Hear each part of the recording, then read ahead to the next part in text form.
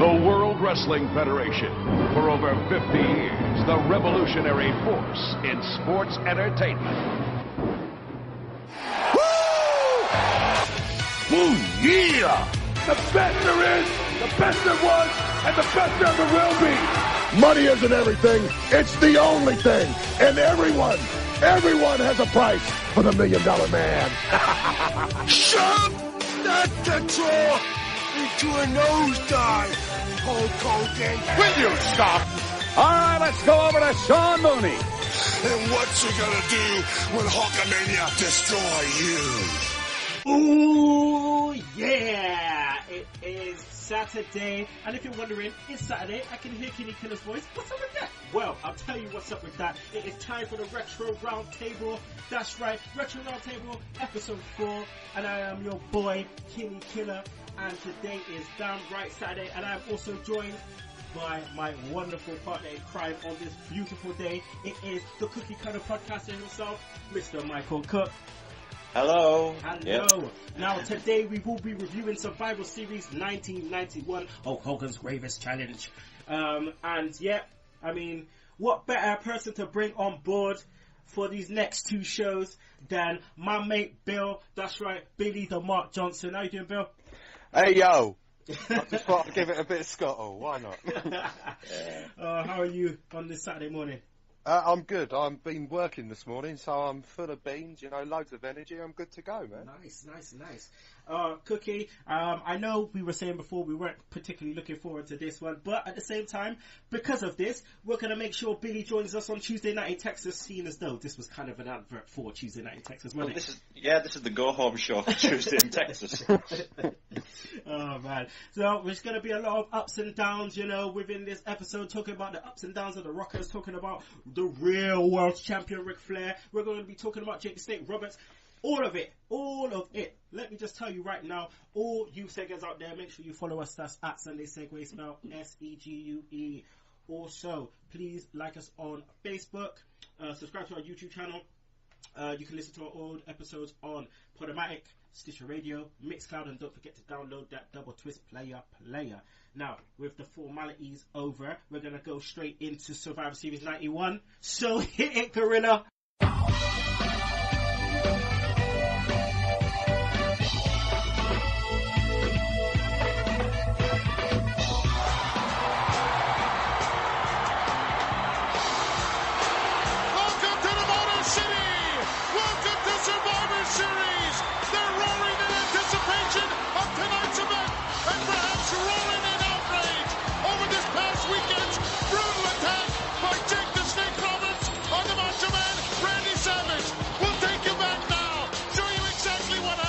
Alright, so off the bat straight away, boys, we go into it. They start talking about, Gorilla is beside himself, talking about what happened over the weekend. We're gonna take it to the footage right now. The snake bite, the famous snake bite. Now, lads, this video package was amazing. It took us back to Superstars, Cookie. He's got it too close to it. Keep it away from it. That snake is put. Wait a minute, the snake is ready. Oh, the snake is biting it. The snake is biting it. I'm out of here.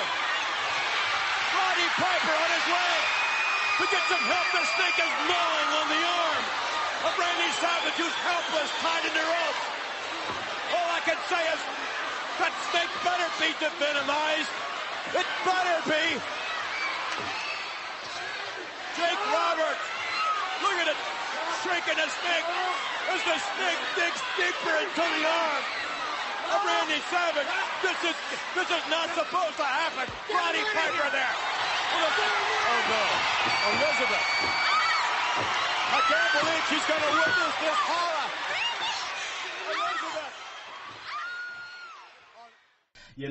Elizabeth. Our childhood, our innocence, our eyes were burnt. We saw this just unfold with one of the best feuds there is at that moment in time.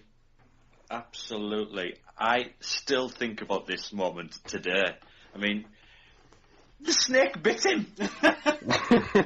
No, it wasn't even that's not real. There was blood coming out and everything. And I just love Vince McMahon saying, that snake better be devenomized. It better be. Out of all the things, though, to talk about, the snake being fuck the snake being devenomized. The snake just bit a dude on the arm and is drawing blood. Forget whether it's devenomized. Get that snake off his arm. Like, jeez. But, oh man, I tell you what, Bill, I mean, Savage sold that so well. Much respect to Savage for being bitten by a snake. Come on, for fuck's sake, what's going on?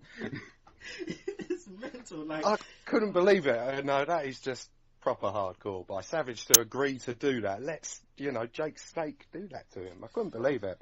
I mean, you go back and you think, like, it obviously transcends time, because you look back and you think, okay, that's not real. But it was real! Like, I know, it is like, real. Out of all the things in that era that looked so fake, yeah? And well, my dad says, this isn't real. But look at the snake, damn it! Snake! He's killing him! Savage is delirious! Macho Man was swinging. Yeah. And he was just falling and he was deteriorating and all that sort of carry on. Oh, Bill, you have to feel sorry for the snake, man. The snake was getting sat on, stepped on, like, everything was happening to that snake. Well, I don't think that snake was actually going to want to originally latch onto the arm, so Jake had to hit it about a bit to get it to latch onto the arm, didn't he? Yeah, I mean, oh man, I mean, when I think about it, yeah, the heel heat that coming from it, Billy, the heel heat is so massive. Forget $1 Million Man hitting the basketball away from the kid. I'm talking about this is like some proper heat. This guy, like, what more can you do? They wouldn't have even done this in the Attitude Era. It's just so dark, and it really does great stuff for Jake Roberts, obviously down the road and whatnot. I think they attacked Sid Justice with the snake as well, but I think Jim Duggan saved the day. But when they revealed the snake for the first time, people were screaming. It was unbelievable. You wouldn't get that now, I don't think. Oh no way! Like, people would just be looking at it like, you see kids in the arena just like, oh, it's a little snake. What's that? They ain't gonna do nothing. Just pet the little snake. But like, like you said, Cookie, I mean, like, we've had all these little segments where we just get power, and everyone's just coming to save the day. Like Hacksaw Jim Duggan, Sid Justice, Roddy Piper. Like, everyone is just coming to save the day. Like, where's Hogan when you need him? Jeez, he's getting his ass kicked to the parlor. That's what's Macho Man helped Hogan then, but no comeback. Nope. There was little kids in the crowd crying. Like, oh man. I mean, as a kid, this freaked me the hell out, Billy. I was just all over the place, It's scarred me for life, Kenny, that's for sure. I can't look at snakes like that anymore. Oh man, I mean, the two things that still hit me now, is this and the barbershop with Shawn Michaels, which we will talk about on, future episode of the Retro Roundtable. Yeah, cheap plug. But what I'm going to do now is I'm just going to do my little slice and dice, because I did interview Jake the Snake Roberts, that's right, Hall of Famer in the WWE, last November, and I asked him about the snake. So I'm just going to slice and dice, and he'll tell you his answer. My favourite feud of yours was with Randy Savage, in the infamous snake bite angle on Superstars in 91. Yeah. Was it true that you had, difficulty getting the snake to actually release Savage?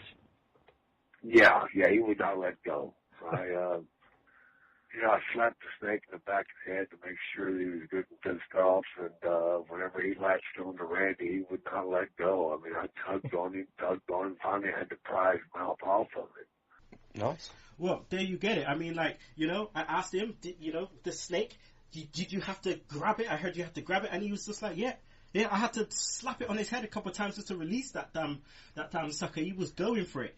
But, yeah, man, I mean, just to think that you latch the snake on and you have to, like, pretty much slap it about to get it off. It's like, that could have gone so many different ways. But, thank God he's all right. So, after that video package, we get Gorilla and Heenan on commentary. Cookie, it's our faves. They're back together, just them two. There's nothing like it, is it?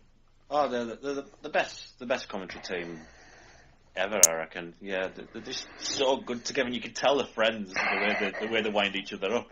It's great. Billy, do you think that, I mean, I asked Cookie about this a couple of episodes ago, but do you think that Gorilla and Heenan on commentary could, it could last today? It would work today? Oh, yeah, for sure. It would certainly be better than Michael Cole and JBL and the King joking around whilst people are being put through tables and laughing. So, yeah. Like, no one sold moves more than Gorilla, and no one sold story and excitement more than Heenan, man. And the jokes. Oh, yeah, they had a great back and forth between one another. So that was the main thing between them. Yeah, that's the beauty of it for sure. Right, so we're going to go into our first match, which was the $1 Million Man Ted DiBiase, the Mountie. Every time I talk about the Mountie now, I just keep thinking about the last episode of SummerSlam 1991.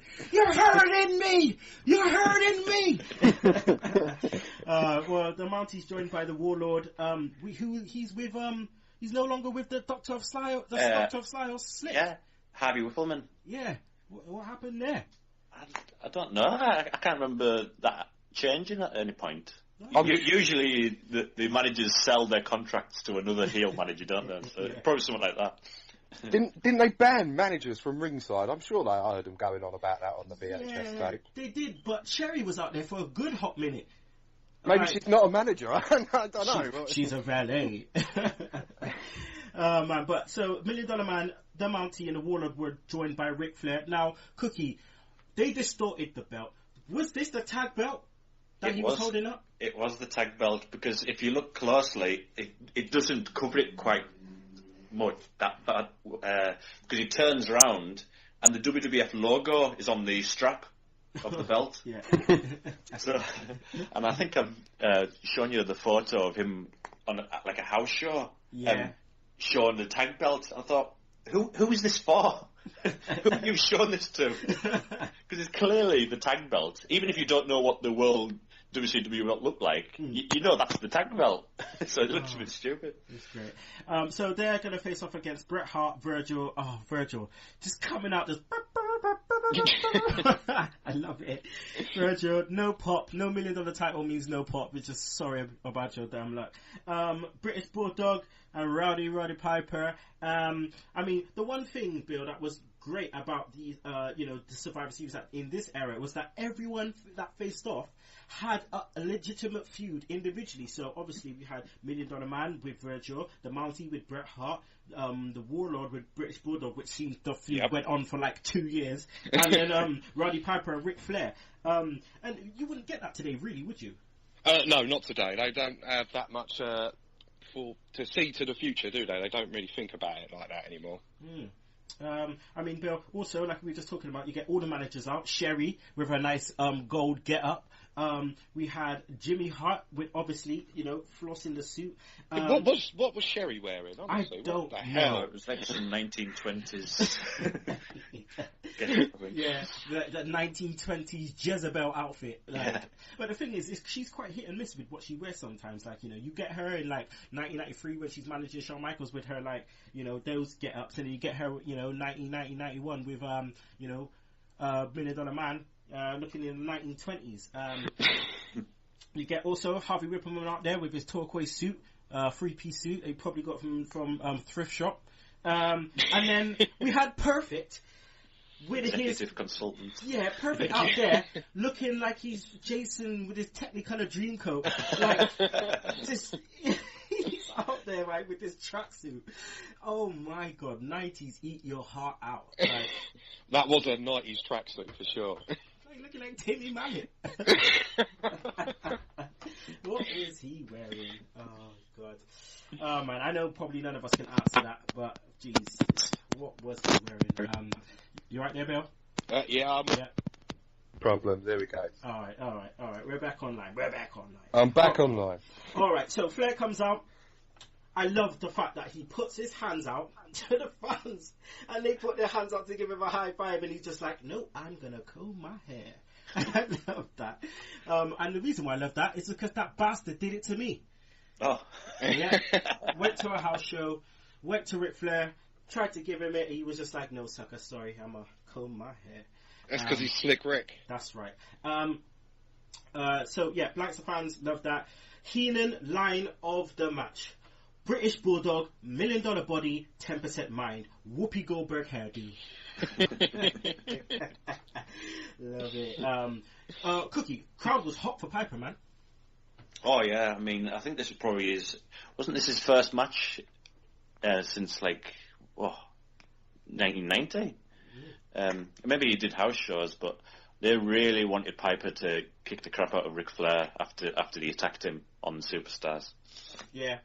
I mean, because when Flair came in, he just was going in on Piper, talking about the skirt, and he was just going in like the first time he came on Superstar. When he came on Primetime, the very first time, he's like, "What am I gonna do to Piper? Wham! Slap in your face! I'll let your skirt roll down to your ankles." I loved it. But Billy, what did you think of the match, though? Well, I thought it was alright. Everything seemed to be going quite nicely, and obviously it was just a finish. I thought it was a bit shitty, and it didn't really make Ric Flair look great. And he's supposed to be the guy that's headlining WrestleMania 8. Well, we don't know that yet, but he's supposed to be. Yeah, it's a bit of a clusterfuck, wasn't it, innit? It was a little bit.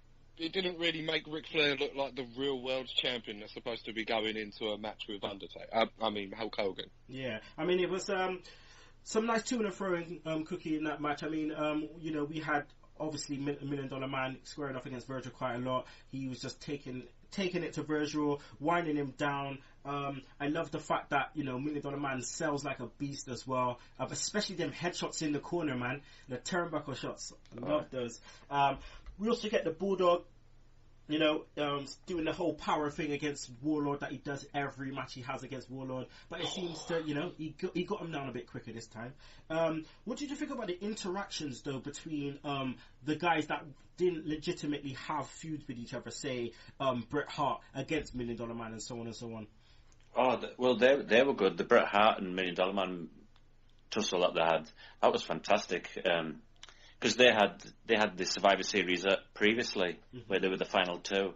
They had good chemistry together. But one thing I did notice is that the $1 Million Man was clearly said something to Bret Hart. I think it was called reverse charge. He said to him, where he threw him and he spun round and threw him into the corner. And then I think Bret went for the knee and missed. I thought that was unusual for $1 Million Man to clearly make a mistake like that, like calling a spot. Yeah. But, you're completely right. Billy, Piper and Flair, they were just great together. Like the slaps in the face. Flair was a bit overselling the drop, though, don't you think? His favourite drop to the ground, like. Well, the two had worked before together in JCP and Mid-Atlantic, so you expect them two to be able to know each other pretty well and work off one another, which they did. I thought it was okay, good exchange between them. I loved the Piper poking Flair in the eyes a number of times, and he just sold that perfectly. So, Billy, right, Flair, Soul Survivor, okay. Why the hell did they play Piper's music at the end? You lost, mate! Obviously, the sound guy got fired straight after that. Kevin Dunn at his best right there and then. Did you not think that the two eliminations were a bit weak, though? Like an elbow from Ric Flair on Bulldog knocked him out? I didn't get that. That happened quite a bit on this show. Happened quite a bit. I mean, we'll get into that a bit later. But do you guys have any other notes to do with this match? No, not really. I'm just basically banging on about the finish and how bad I thought it was. Yeah. Yeah, it was a good match, but I don't know if there was just two eliminations, which was a shame, really. Yeah. I'm guessing just due to time constraints, that's what they decided to do. So. Yeah. They were too busy talking about Tuesday in Texas. Plug-in Tuesday in Texas. All right, so what we're going to do now, we're going to go on to the next part, which was Savage interview with Gene. Savage comes out, tassels and all, everything. The way Savage, Cookie, responds to questions is just unprecedented. This guy just repeats the same thing that Gene asked. He's like, so what are you going to do with Tuesday in Texas? So what am I going to do with Tuesday in Texas? It's like, that's the way he just answers everything. Yeah, but I still love him though. He's great. But one thing about this is that I thought he was unable to compete. That's what Tony says. He's unable to compete for this tonight's pay-per-view. But he seems okay. He seems all right. Same with Jack. Yeah. So my favorite bit. Well, I'm gonna slice and dice this thing in right now. But my favorite bit, is when Savage goes, In this Tuesday in Texas, the madness is gonna be all over you like melting butter. Ooh, yeah! This Tuesday in Texas, the madness will be all over you like butter. Melting butter. just classic Savage, just the madness just took him over and he started chatting rubbish. Well, Billy, Elizabeth comes out. What did you think of her role in this feud? Her role, well, she isn't as over as she was in '88. That's for damn sure. And but she's trying to do what she's trying, isn't she? She's not that. It doesn't look great out there, honestly. Like I said, in '88, she was over then, and now it's not what it used to be between the two. And obviously, they're having their marital problems, so that's probably not helping. Mm-hmm. I'll tell you what happened, mate, right? This is where it went wrong. It went wrong, I think it was maybe WrestleMania 6, I want to say. Oh, yeah. When she, right, this woman is in the ring with Dusty Rhodes. And no, I'm sorry. She's in the ring with Dusty Rhodes and Sweet Sapphire, and she is shocking out to the Wheel of Fortune theme song. Oh no. What is that all about? Like, and she is like proper doing her, proper jucking and jiving. Like, I'm thinking, come on now, Wheel of Fortune, is that your jam? That was the song they replaced Dusty Rhodes' old theme tune with on the Tag Classics, wasn't it? Shocking. I don't know what's going on with the Wheel of Fortune, but it's fucking hilarious. I know Cookie's probably vexed the same the way they replaced the Demolition theme song with some clapped out music. I don't know what they do in that. I don't understand. What have they lost the rights to their own? I don't know who wrote these. They must have done, mustn't they? They must have lost the rights. Lose your rights to your own songs. It's probably because they didn't want to get a lawsuit from the woman who sings American. It's probably some random women, and probably the same with Here Comes the X. That dude, whoever sings that bit, They probably didn't want to pay him, more than likely. Yeah, cheap the WWE are. Yeah. And at that time, I suppose everyone was running after WWE, trying to throw lawsuits at them left, right, and centre, trying to get a piece of the pie. Yeah, you got all the sex scandals and the steroid scandals going on at this point. So. Yeah. All right, we're going to move on from that interview because it wasn't as good as Jake's. But we're going to move on to the next match, which was Colonel Mustafa, a.k.a. the Iron Sheik. Fucking bullshit! The Berserker, the Alligator Man Skinner, and Hercules. Big Herc without Paul Roma. Paul Roma defected, decided to go back to WCW and be a horseman. Versus Sergeant Slaughter, Tito Santana, Arriba, which turns into the El Matador, Texas Tornado, Kevin and Hacksaw Jim Duggan. Was it just me, Bill, or did just scream jobber tag teams? Oh, I didn't give a shit, to be perfectly honest. Again, I was just like, oh my god, this show just gets worse and worse. But I didn't understand why suddenly, last pay-per-view, Slaughter's the top heel, and now he's a babyface. It's just come out of nowhere, isn't it? He wanted his country back. You remember the video? Yeah. Oh, what my country back. Yeah, I do actually. Yeah, I do remember that. It's shocking though to think that. Well, actually, it's not kind of shocking because when you think about the time difference between the pay-per-views was enormous. It was months and months. You're talking about SummerSlam in August and Survivor Series in November, the end of November. So it's just like, you've got that time to build a feud, and that's how long feuds were going on for. Feuds were going on for ages, and it was great that thing kind of happened. You'd have the big four, and obviously you'd have, the feuds would obviously progress over between the big four. But most of the times we didn't get to see it play out. Like, Virgil's not the $1 million champion anymore. No. And unless you've been watching Superstars, which I didn't have the luxury to. Yeah, same here, Kenny. Well, belt's gone. It's like, well, how did he lose that? Repo Man took off with the $1 million belt and hit Virgil, and knocked him out. Build into their tag team match at Tuesday in Texas. You know what I mean? You're like, SummerSlam, Demolition's here. What the hell? Survivor Series, Repo Man. Where's Smash? What's going on? They've given up on Crush Bra already. Yeah. Oh god. So Tito Santana. Oh, again. Oh, El Matador. Keen in line of the match on Santana. I think he's going to end up like a human pinata.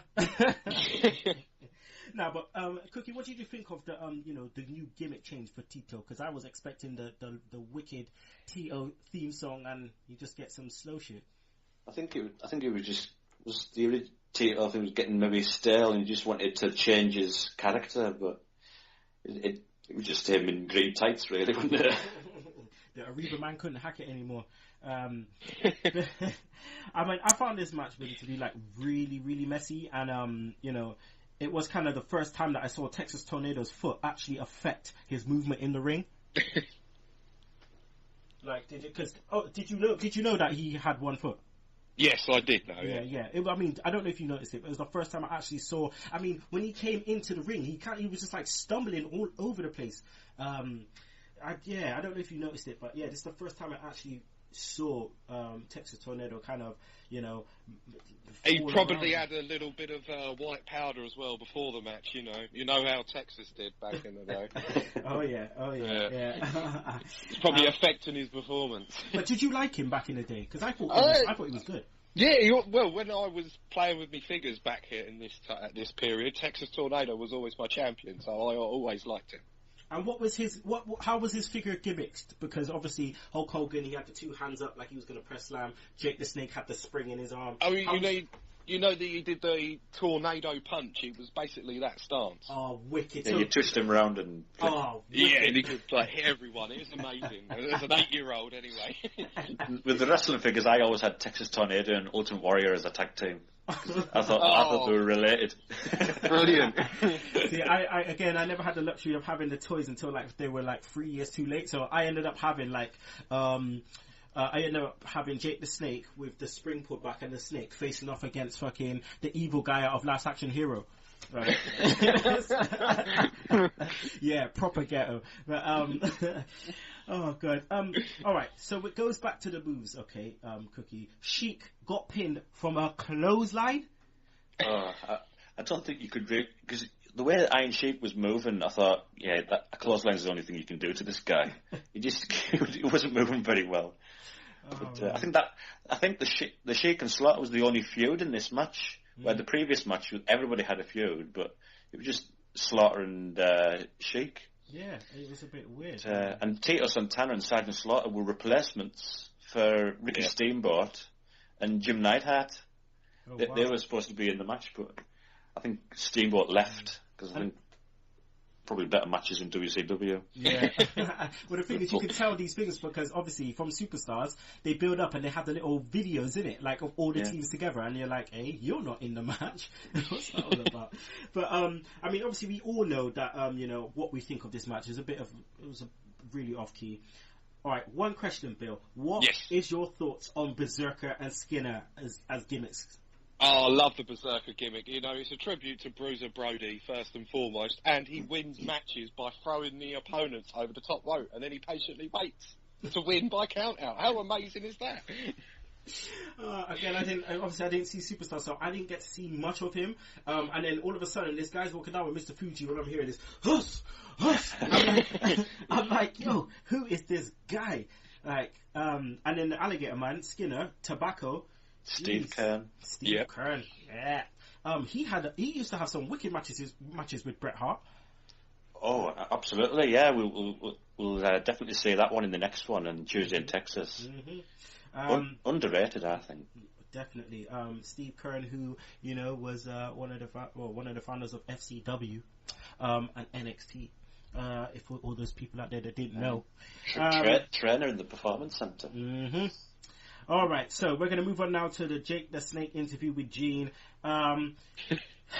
And you know what I'm going to say. No, who's laughing? It's me. Right, Bill, what am I going to say? What am I going to say when Jake comes out?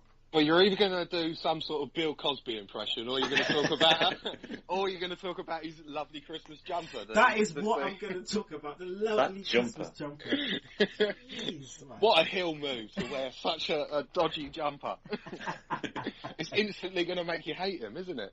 I tell you what, he was amazing here, Billy, man. I mean, he just owned the mic. It's so believable. Every promo Jake cut was so believable. You could see in his eyes that he wanted to hurt Macho Man. And he wanted to do something really bad to him again, either attack him with a snake or something like that. Just attack him with something. Yeah, you believed what he would do. If you believed in what he could do to, you know. I liked how he says, I have always been the snake you should look out for. I thought that was fantastic. And just the way Gene goes, you're a sick man. Thank you. Thank you very much. Right. This is the bit I liked, which I'm slicing in right now. Princess, don't expect the prince to be there to wake you up with a kiss. Because you see, Tuesday in Texas is not the end. It is not the beginning. It's not even the beginning of the end. Yet, the end of the beginning. Trust me. He says, this line he says, Tuesday in Texas is not the end. It's not the beginning. It's not even the beginning of the end. Yet, the end of the beginning. And then it was just followed by trust me. I just love it. Oh, great. That was a great music for him, like. Oh man, the thing is, right, Jake the Snake, I asked him when I interviewed him about whether he needed the title or not, and he said no, he didn't, because he had the Snake. You don't need the title when you got your own gimmick and you're over with it. Like, you don't need it. And I just think he was big. He was a massive face, right? And he was an even bigger heel. And what more could you have wanted? He was massive in that time. And I just look back and I just think, I'm so glad he got the chance to be put in the Hall of Fame, and the fact that he got the chance to come out on Raw, because that obviously, nowadays that reaction that he got on Raw, it could have been a lot bigger. But the reaction, people at home, the hardcores like you and me, we were going crazy, and there's not going to be another guy like that. There's not going to be another guy like that has such a wicked gimmick and There's never going to be a believable heel like Jake Roberts ever again, because today's guys just don't believe it like Jake did, because he wasn't, they're not writing everything for him, are they? No. He was just able to go out and say what he wanted to say. So, I mean, the last person that had like a gimmick with an animal was probably the boogeyman with the worms.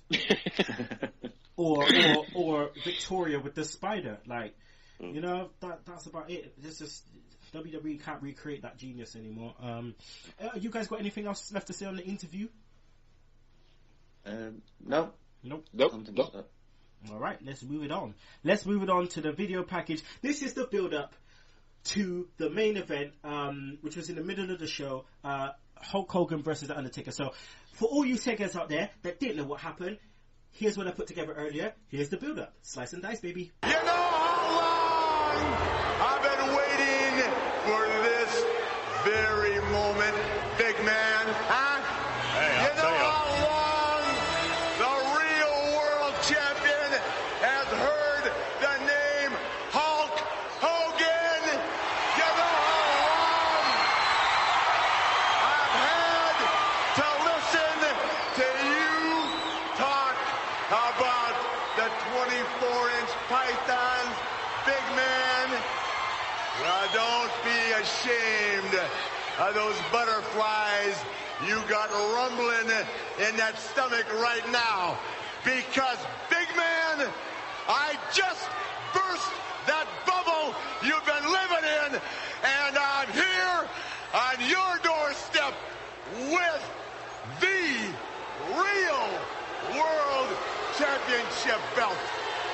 Compare the two. In closing, what are you gonna do, Hulk Hogan, when Ric Flair runs wild?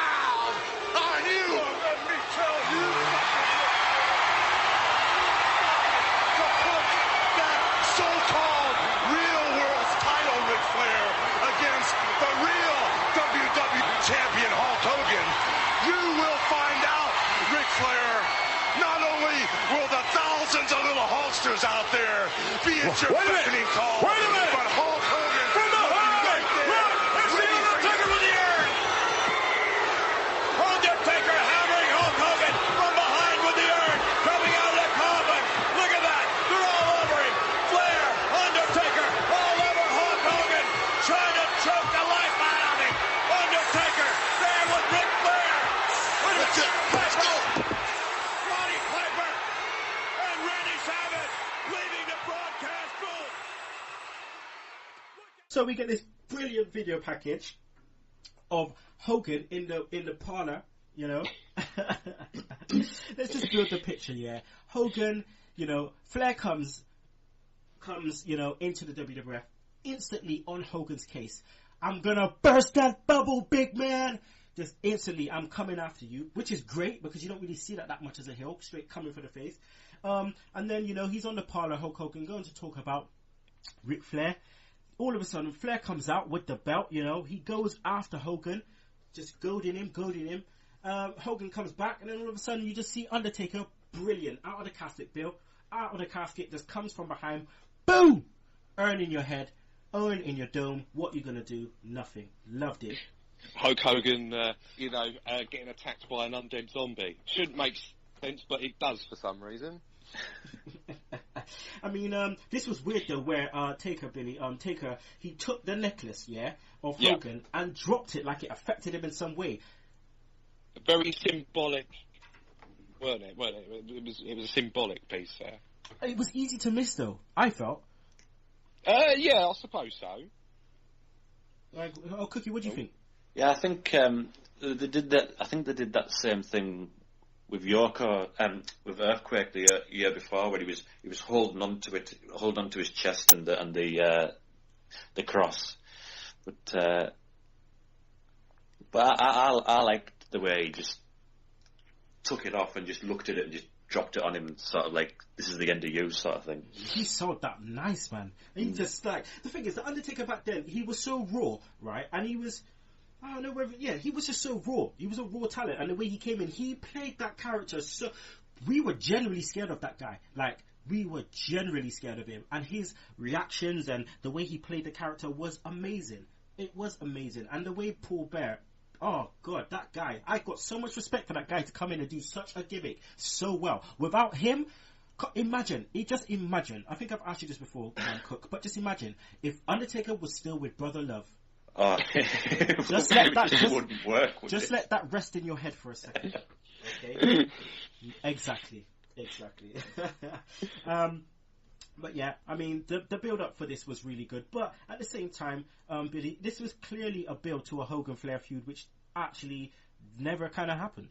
Yeah, well, at this point, I believe they were trying to build towards an Undertaker and Hogan match at WrestleMania 8. But then when Flair came in, it sort of all threw it up in the air. So I don't really think they even know where they're going for WrestleMania 8.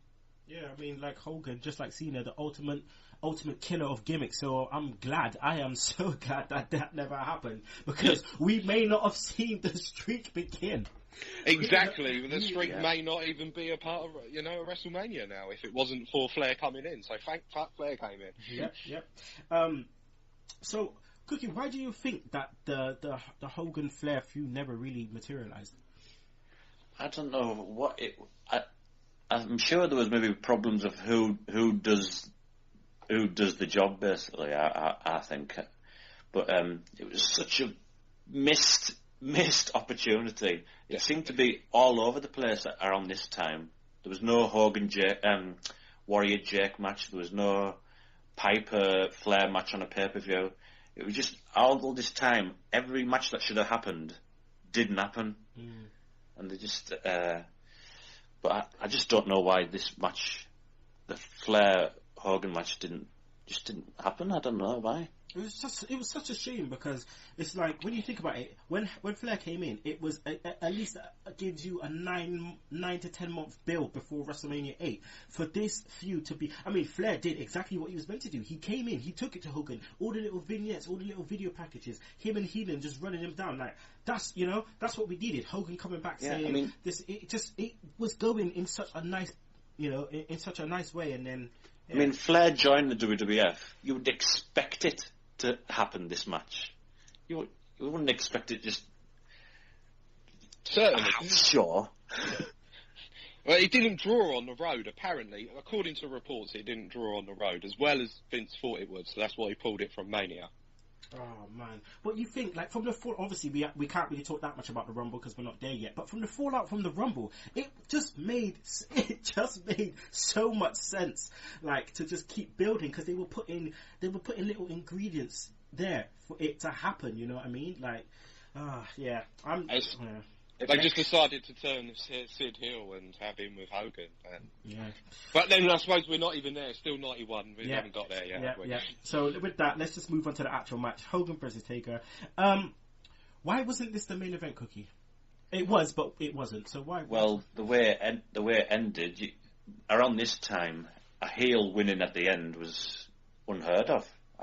Looking back before this, I don't think I saw a heel win the main event. So they'll maybe just send the kids home happy and have Legion of Doom chants. LOD. Yeah, I like that. I like that reason. Definitely like that reason. I never thought about it like that. I did notice that it could have been the main event because people were cheering The Undertaker. I don't know if you noticed this. There was cheers when he stopped Hogan, like he did that flying clothesline thing. Mm-hmm. So I'm sure adults at this time were getting sick of him. Like we are, like today we're sick of Cena. I wonder if adults in that era, because we were kids then, we loved him. Yeah. Did adults think the same back in 91? Like, oh God, he no-sold to the tombstone. Well, probably because, like, you know, within 91 to 93, that was the wind down. Technically, when you look at the, you know, the matches and the pay-per-views and stuff, and who was on and who became champion by the end of 92, you know. So, yeah, definitely in Vince's mind, he started to realize that this was going down, and it's a young man's game now. So, yeah. Well, during Hogan's comeback, he was getting booed, and I also saw during the Jake Snake Roberts promo an Undertaker rules sign. So they're obviously, you know, not happy with Hogan being on top. But there was also a Hulkamania is dead sign as well in the front row.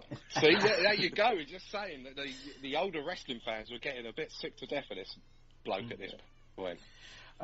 So, all right, the match I felt, Cookie, was, you know, it was slow, and I mean, yeah, I just felt it was kind of like badly booked as well. Too badly booked. Yeah, when I originally saw it, I thought it was great. But looking back this week, I thought nothing actually happens until the no-sell of the tombstone. And then all hell starts breaking loose. But before that, it was just that strange claw hold to Hogan's jaw and all that carry on, the wear down hold. That's all he seemed to do. Yeah. Then Ric Flair comes and gets flattened by Hogan. Oh man! Right, within this match, right, there's a bit I love where Paul Bear, Paul Bear goes, "Rest in peace, Hulk Hogan! You piece of garbage! My monitor went out here. What happened? Yeah, your monitor went out. Your brain went out. Rest in peace, Hulk Hogan! Ha!" This is the most animated I've seen Paul Bear, like choking out Hogan non-stop, just like rest in peace, like every minute, like he goes into the camera and just like I'm a sucker for those camera shots when the heel just goes into the camera and just like talks directly to you in the TV, like $1 Million Man used to do it. I used to love that. But yeah, as you said, Flair comes down with, you know, I don't know what he was doing. It looked like he was trying to teeth the belt. Hogan comes down, flattens him. Belts are dropping everywhere. We get Paul Bear going. This guy just makes me laugh because the power of the earth compels you. The power of the earth. It's just like the poltergeist, like classic person. Like the poltergeist, the Exorcist, just all rolled into one. Like the power of the earth compels you. Yeah. So then, obviously, we get, you know, trying to do the big boot, didn't happen. Tombstone onto your dome. Straight onto a steel chair, bam, you won. I was loving it. I was loving it. Dead. Bobby Heenan was great on this. Oh my god, this guy. This guy, it was amazing. The way he sold the fact that Hulkamania is dead. I absolutely loved it. Billy, did you think Taker still looked a bit green? Yes, but his character at the time was like I said, an undead zombie, so he wouldn't really do a head scissors and tilt-a-whirl slam or anything like that, would he? No. It's not until 96 that you get to see the Undertaker change up his character, and he's just choking people all the time in this one. Mm. Yeah, his slow style sort of hid any sort of thing that might be wrong about his style and all that. So. You could do a mean flying clothesline. Oh yeah, yeah. All right, so obviously you've got new champ. Cookie, do you think he passed as a champion? At the time, well, we didn't really get a chance to because of the friggin' Tuesday in Texas. But he must have been the youngest champion at that time. I'm sure he was like 28, was he? Something like that. Yeah. I think. He was young. Yeah. Yeah, but did you notice? I know I'm jumping way ahead, but in 1993, when he lost to Yokozuna, that was in the middle of the pay-per-view. And who was 94? Sorry. 94. Yeah. I thought it was 93. Rumble 94. Yeah. Oh no, I mean, Hulk Hogan and Yokozuna. Oh yeah. Sorry. In 1993, it was middle of the pay-per-view, and in the front row, like 1991, there was a guy dressed as Hulk Hogan. The Hulk Super Hogan mark, and he was crying at the end. It was brilliant. Both times he lost. Curse. Oh my god. Oh, I just love it. Commentary, amazing. Brain just went in. He just went in. I'm just gonna slice this shit in now to say how crazy he went. Well, had Hogan not gone outside the ring and put a hand on Ric Flair, the real world's champion, maybe he'd be standing right now. Maybe the match would still be going right now. Maybe he'd be World Wrestling Federation champion right now. But no, Hogan, you want to live by your own rules. Hulk rules, right? There's what Hulk rules is back on the mat, no gold, no belt, and all these little punk Hulkamaniacs crying their eyes out. I love it. Hulkamania's been buried and it's dead. Brain, give me a break here. This guy, Hulkamania's dead. He's dead enough. He was just going mental, and then what's it called? Gorilla was just like, "Will you be quiet? Will you stop?" Just Like, I put a DOA tag on his Hulkamania's dead. It's been buried. Hulkamania's been dead and buried. What you got? Oh, it was just wicked. They sort of hid away the fact that Undertaker's just won the belt. But you think Ric Flair was the only champion now? Yeah. And then we saw the first instance of someone wearing the belt across their shoulder or dragging the belt. Because Taker was dragging the belt. Hogan he never wore it on his shoulder. He always wore it around his waist. And then we get Taker wearing it on his shoulder. Dragging it. Taker, he was the first one that started that shit, so well done, Taker. But we're going to go into Piper's promo. Hey, Roddy Piper, come on in. Roddy Piper, you saw what happened. You tell me. Oh, I'll tell you all right, man. It'd be a bad day in the WWE. They say anything can happen in the Survivor Series in the WWE. And it has. The Undertaker, the new WWE champion, you Addams Family reject. I just saw Hogan down there. He got red in his eyes. He got hair on his teeth. He's screaming, Tony, where are you now, Tony? You saw what happened. Oh, and Lurch's newfound friend, Cousin Nick, Ric Flair, running down there. You're a real handy guy when someone's got his back turned. Ding dong, ding dong. We're hearing the bell, Undertaker. Ding dong! Flair, we're hearing the bell! Jeez. Piper just cut Gene. Ding dong! This is a travesty! and then, ding dong, the bells. I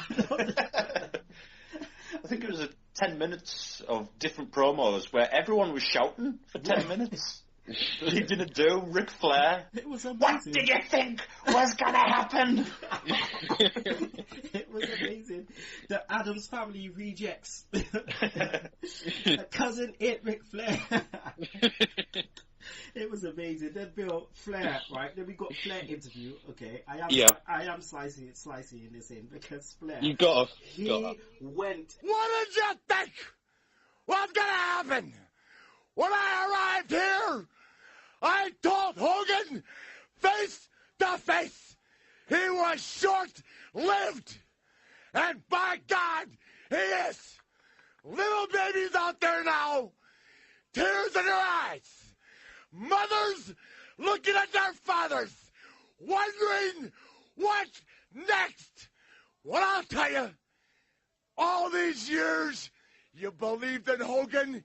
You may have said your prayers. You may have taken your vitamins. You may have gone to the end of the earth with him. But now it's all over. There's just one world's heavyweight champion. And you got to know it's me. What could be more perfect than that, champ? They said Hulk Hogan was immortal. Is he immortal now? Immortal. He's on his way to the hospital because the Undertaker picked him up in the tombstone, and boom, it's all over.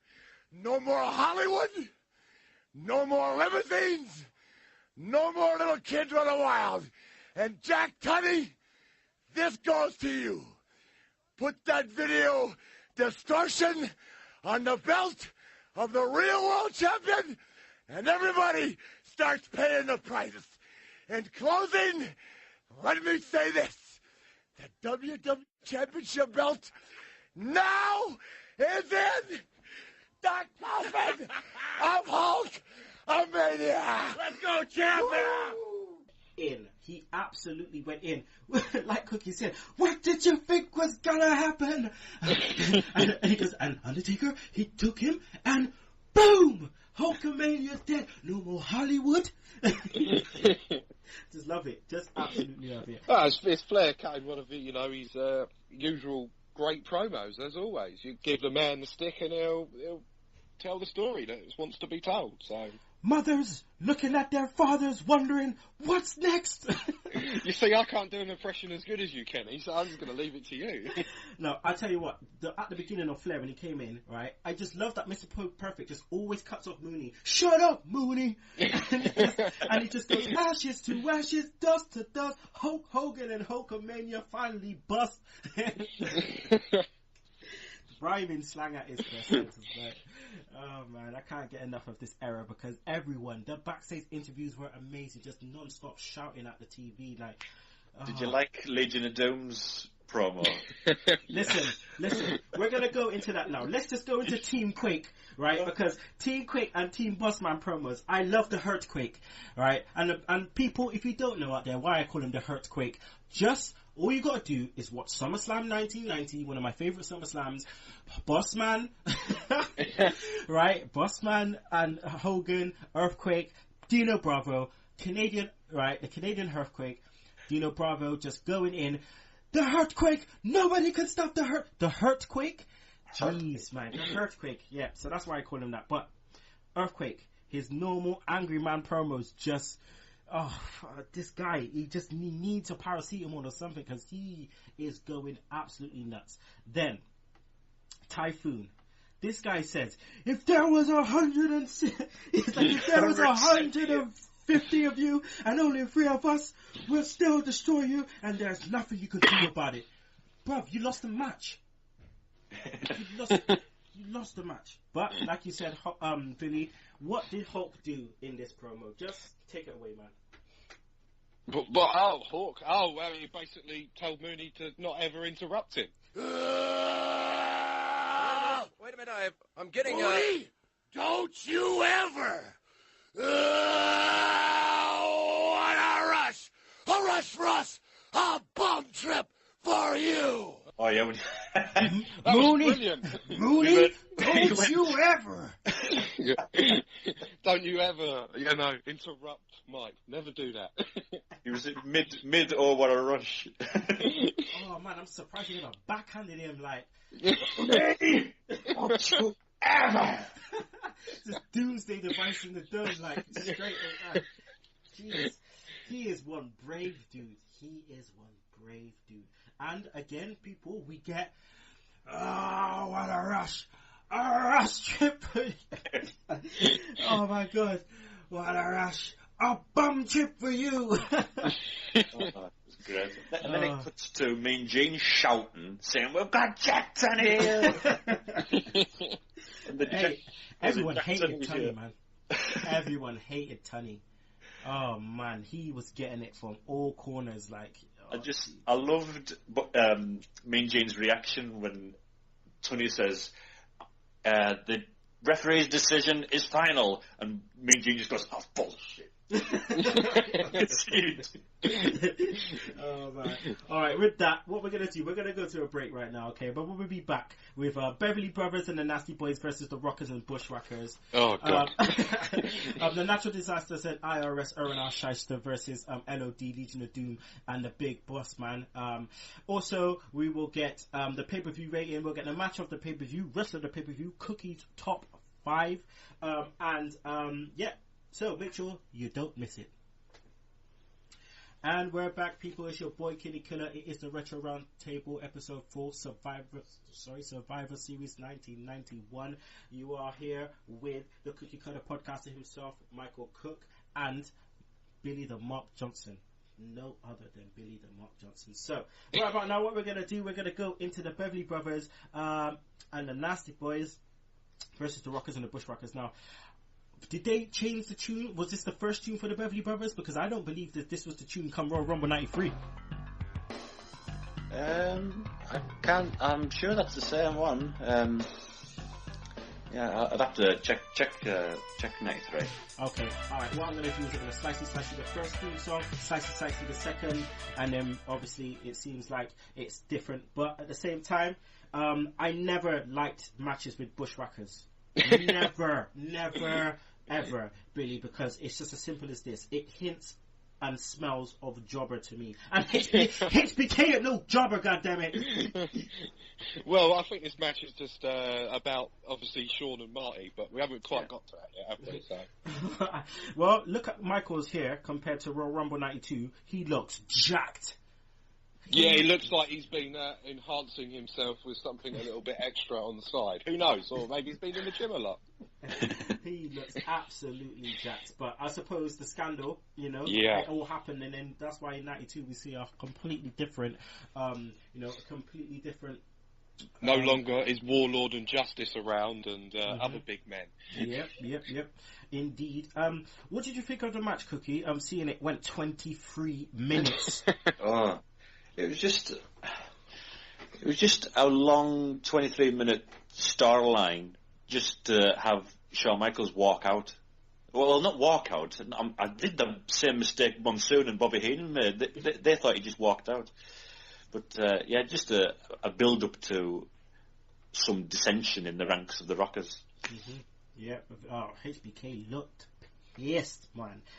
Again, HBK stole the show in his match, flying all over the place, Bill, switching music to Nobbs' Dome. But, again, like we was just saying, we start to see the Rockers break up. It was just like, I think it was the right time.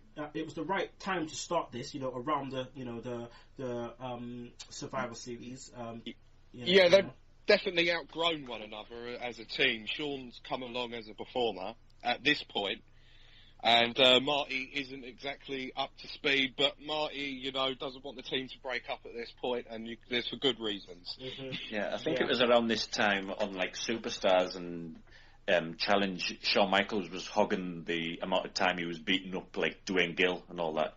He had somebody outside the ring, and he says, "I could do this all day" or something. And so he was getting a cocky attitude. So yeah, it was the start of the wonderful one, but. It was the way that it happened though. It was nice because it was perfect timing, everything. Jannetty, you could barely see him look to see where HBK was. It was just perfect, just bam, in your face, and it just went down a treat. I forgot who won the match. It was two Nasty Boys and one of the Beverly Brothers. Oh wow, three survivors. Jeez. Too many of that stupid. There's hardly any eliminations in this pay-per-view. Yeah. And they went 23 minutes. Just remember that they went 23 minutes. It felt like an eternity. I did love Gorilla Monsoon saying Luke was the brains of the team, and Monsoon goes, Luke. I tell you what, I was quite vexed that Nasty Boys were gone soon after this, because I loved the Nasty Boys. I loved their theme song. We're gonna nasty size. I just loved them. Everything about them. They looked nasty. They were horrible in the ring. Oh man! Shouldn't have turned them face, because they just had heel faces, didn't they? Yeah, and then they swung back off to WCW, and then you get Knobs being the hardcore champion, like. Man, geez. All right. The less about WCW's hardcore division, the better. Exactly. Let's move on now to the main event: Natural Disasters, IRS versus LOD and the Big Boss Man. Big pop for Boss Man and LOD. Monster pop. Just like we said in SummerSlam, Cookie, as soon as we hear it, if you ever, as soon as you hear that, you just knew it was coming. So these three were the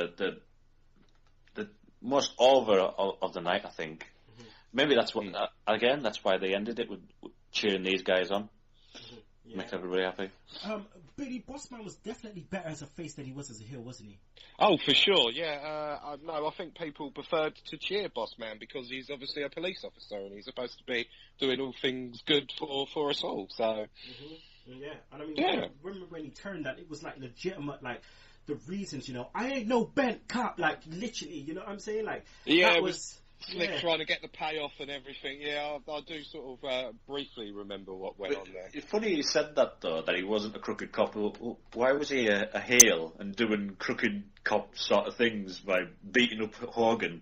Like, cuffing him to the ropes and beating him up. I know, right. Yeah, but he did it within the law. I think that's what he was trying to say. That's what I think he was trying to say. I don't know. I just loved when he just like, I don't need some fake pimp and some fat African tribal reject. Brilliant. Oh, man. But let's go back to the match. I mean, I don't know, Cookie, if you thought, but it was like more of the same with the other matches. Like, there was no big match feel to it. No, it was just ruined by not having the guys that you actually wanted in this match. Like Randy Savage and Jake was supposed to be in this after replacing Sid. Mm-hmm. But they weren't there, so it was just a shame, really. Well, that's my next question. Do you think Savage and Jake could have added much more to it? Oh, definitely. Mm-hmm. Definitely. I think they would have probably been the last two in this match. Mm-hmm. Maybe the Legion of Doom and Natural Disasters have that fighting to the back double count-out elimination, just so nobody gets pinned sort of thing. Mm-hmm. And just had a classic with Jake and Randy Savage. But Tuesday in Texas. That's the whole theme of this pay-per-view. Yeah. Billy, I believe that, LOD won, and, yes. Again, that's the way to finish the pay-per-view, but we did not finish the pay-per-view there, because at the end, we get Gene in the basement with Taker and Paul Bear, Slicey, talking about the death of Hulkamania. It was quite a smart, way of branding at this point, in terms of Hogan under the whole entity of Hulkamania. It was quite smart, wasn't it? Yeah, I suppose they're trying to, show that it is the death of Hulkamania. And I just wanted to point out that when Mean Gene walked into the room, he's like, "Where am I?" Well, Gene, you've just walked in there, so you should know where you are, mate. Unless it's like he's in where the Dungeon of Doom, that place where the Dungeon of Doom were. Maybe that's where he is. I don't know. If they say WWF at then was too cartoony and gimmick, what the hell was WCW doing? We haven't even reached 95. We're still 91, so we're not that far ahead, are we? True. The Booty Man. Oh, don't even get me. Oh, no. Don't even get me started. We're going to have to review a WCW pay-per-view as part of the Retro Roundtable at some point. Yeah, I think because it'll be quite fresh for me, definitely, because it will be delving into the world of the unknown, because WCW was not, my kind of thing back then, so it'll be nice to do that. But yeah, it's the end of the pay-per-view, end of the PPV. So, yeah. Let's give a big clap for that. A clap for the Survivor Series 1991. Cookie, pay-per-view rating, please. Oh, I'll give it a generous 6.5. Just for the first match, basically. Okay. Billy. Well, I think Mr. Cook's been a bit too generous, because I'm going to give it a 2. Because all it was a fucking 2-hour advert in Texas. Sorry, I don't mean to swear, but for fuck's sake. Listen, go for it, bruv. It is what it is. It was a go-home show for Tuesday night in Texas, which was weird. And what was more weird, that they were carrying on like there was no TV deal put in place for this pay-per-view. Tuesday night in Texas. Oh my god, I just didn't get that. But and then a couple of seconds later, once he was like, "I do believe we do have TV syndication." It was like on a pay-per-view, telling people, "Call the pay-per-view provider that you're on now for this pay-per-view." I thought, stupid. Alright, I'm just going to warn everyone now, there won't be no Name That Theme for this one, because Billy will be on Tuesday night in Texas with us next month. So, I thought we'll do Name That Theme then. So, we're going to go into a match of the pay-per-view. So, Billy, what was your match of the pay-per-view? Well, I'm going to go for the opener, just because of the amount of talent that was in it, and I actually cared about at least 7 of the guys in the match. Sorry, Warlord, just don't care.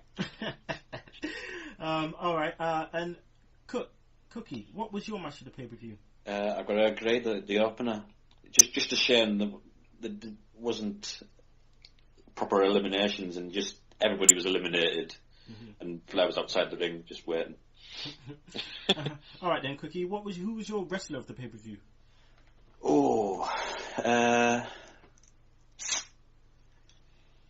I'll say Undertaker, just for getting that pop when he beat the Hulk Hogan. And B, yours. I'm going to give it to someone who actually didn't wrestle, Jake the Snake Roberts. Nice. Oh, yeah. Nice. Just for that promo, it's just fucking amazing. So. And for the jumper. Shout out to the jumper. Yes, shout out for the jumper. Straight from the Cosby Show.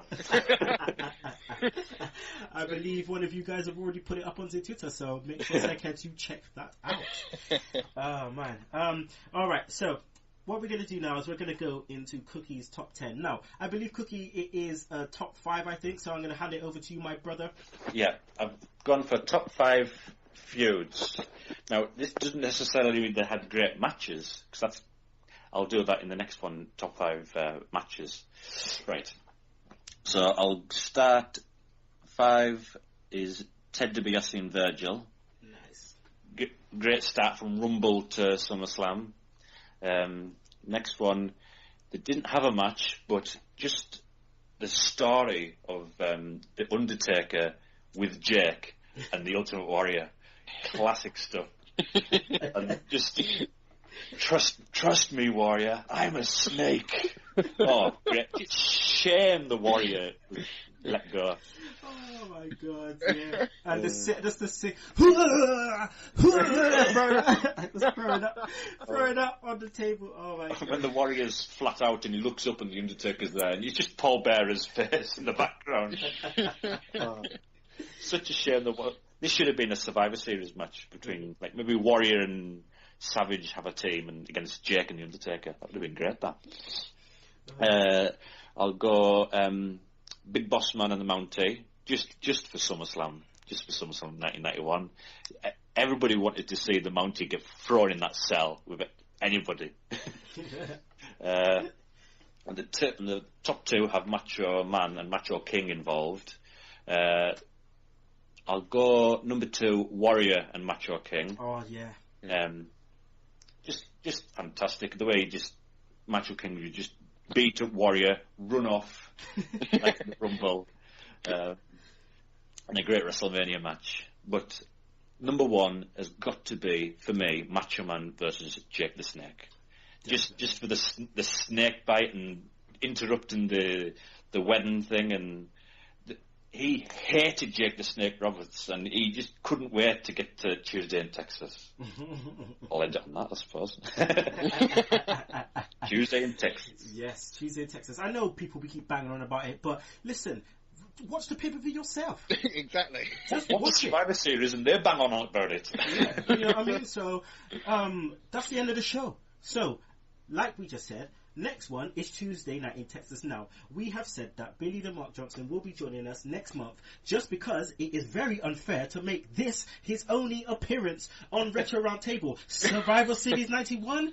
Give off. Come on. We've got to make sure he's on one that's worthwhile. Tuesday night in Texas. Billy the Mark will be on there. Billy, thanks for coming on. Let the people know where they can find you on the Twitter. You can find me on the Twitter at Billy222me, and again on at Rance Wrestle. Okay. Yeah, that's it. Thanks for having me on, guys. It's been a blast. Well, I wanted to ask you, what was it like, going back and watching, some old school wrestling? Because obviously, when we ask guests to come on, that's what you have to do. So, and it brings up some good memories. What did it feel like? Oh, well, I'm always watching old school wrestling. I prefer to watch an old school tape over a HD Raw any day of the week. I definitely agree with you on that one. Obviously, my partner in crime, the Cookie Cutter podcaster himself, Michael Cook. Let them know where they can find you on Twitter, please. At the M Cook. Okay, and you can find us as at Sunday Segue, Segue spelled SEGUE. People, it's been lovely. And yeah, make sure you check us out next time, Tuesday night in Texas next month. Don't you miss it, brother. Oh, Mr. Okerlund. Nothing is immortal, not even Hulkamania. Hulkamania died right here this very evening. Oh, yes. And normally, Mr. Okerlund, when something dies, you hold the services almost immediately. But not in the case of Hulkamania. We'll hold him over, yes, right in the embalming room of my funeral parlor. And sometime between now and Tuesday, we will eviscerate him. Oh, yes, eviscerate his bluing flesh. Oh, that stench. We warned you what was in store for Hulk Hogan. And now, Mr. Okerlund, let me enlighten you what we have in store for Hulkamania. Look into the coffin. You look, Mr. Okerlund. Look. Hulkamania. It died at Survivor Series. Now, the only thing left is this Tuesday. The burial.